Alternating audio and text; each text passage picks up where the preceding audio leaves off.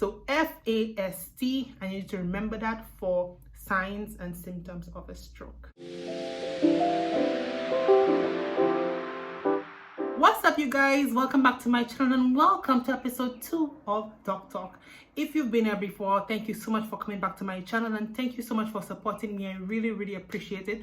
But if this is your first time, please allow me to introduce myself. I'm Dr. Sonita Edwin, a medical doctor living in the beautiful island of St. Lucia, which is in the Caribbean, in case you didn't know. And every week I'm gonna combine two things that I really love, which is medicine, my first love, and YouTube. We're gonna combine it where I'm gonna choose a very common disease and I'm gonna explain it in less than 10 minutes. So we're gonna be doing the definition of the disease, the pathophysiology, which basically means why does it happen. Then we're gonna be doing the symptoms, the causes, and of course the management or treatment. So let's get started. So today we're talking about stroke. So what is stroke? Stroke is a condition that occurs when the blood supply to all of your brain or part of your brain is cut off, right? So the blood is very important to your brain because it carries the oxygen that your brain needs and nutrients that your brain needs. So this is cut off. That section of your brain or the entire brain does not receive oxygen, and that can cause the brain cells to get damaged. Now, depending on what part of your brain that loses its blood supply, the symptoms of the stroke can be manifested in different ways. And of course, we're going to be talking more about that when we get to symptoms. So the stroke is when there is a cutoff of blood supply to your brain, which manifests in certain symptoms.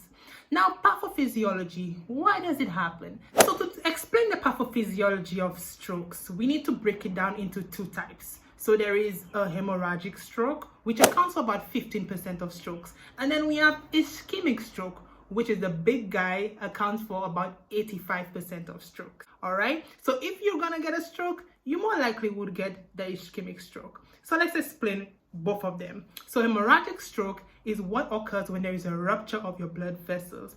So imagine your blood vessels are feeding certain parts of your brain. If there's a rupture, like if there's a rupture in a garden hose, then the blood flow through that blood vessel will be compromised. And of course, the area of the brain that receives blood from that compromised blood vessel will no longer receive blood. So that's the first type of stroke, which is the hemorrhagic stroke. So why would it happen? Why would your blood vessel rupture? Well, there are many reasons. If you watch my first video, I spoke about it when I spoke about hypertension. So hypertension can be a cause of your blood vessels rupturing. Also, it can be due to trauma. For example, you're in a car accident, a motorbike accident, you fall and hit your head, you're in a fight, you get wounded.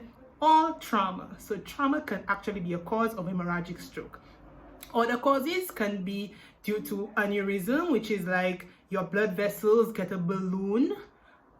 Different parts of your blood vessels that are maybe weaker, the walls are weaker, they balloon out, and that balloon is weaker than the normal blood vessel, and if it ruptures, that can cause hemorrhagic stroke.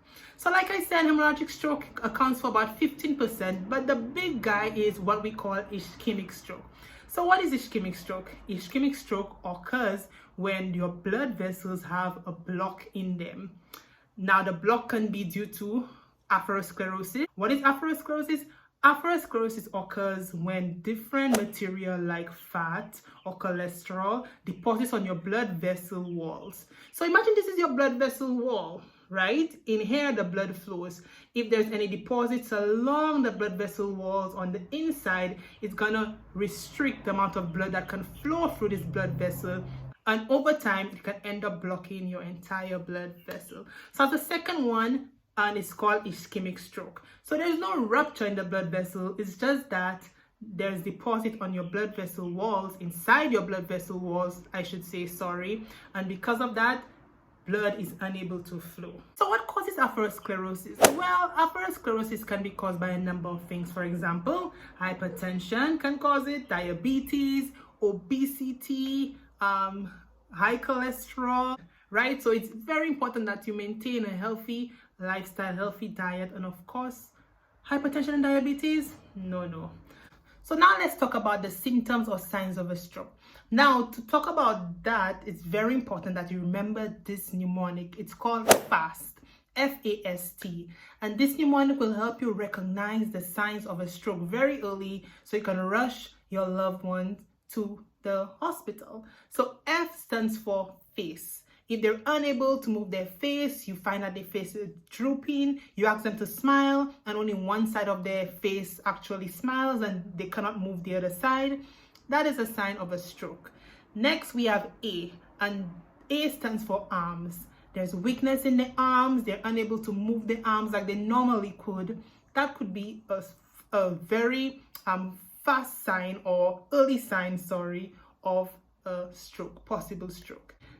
Then we have S, and S stands for speech. So speech can be number one, they're unable to form words or speak like they normally could. And also speech can also mean that they're unable to understand what you're saying or they're unable to answer your questions legibly.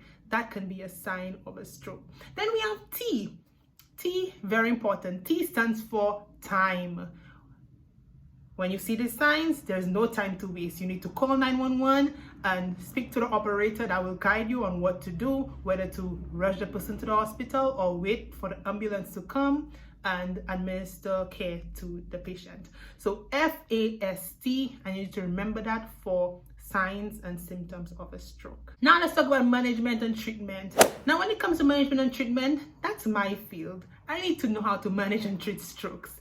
But what I want you to pick up from that part of my video is that it's very important to get your loved ones or the patient care as soon as possible, because having a treatment for stroke in the first 4.5 hours is life-changing. And when the patient comes to the hospital within those 4.5 hours, then we can actually give them a drug. Then there's no operation needed. You give them a drug. The drug is called TPA.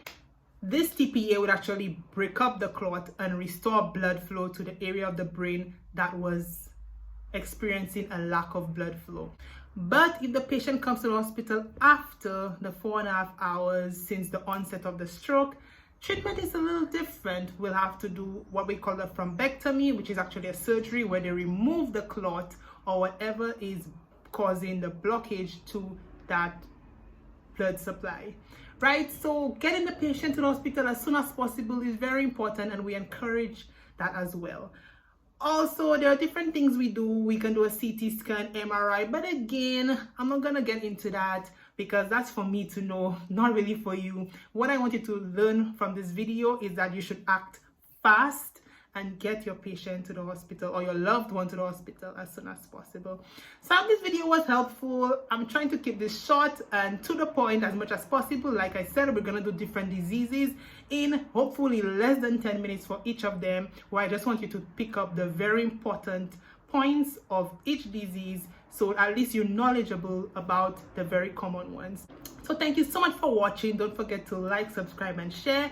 And I hope you come back for episode 3. And if there's any diseases you guys want to hear about, please don't forget to leave it in the comment section and I will gladly speak about it. I'll gladly speak about it. So thank you for watching. And don't forget to take care of yourself and each other. And until the next time, this has been Doc Talk. Bye guys.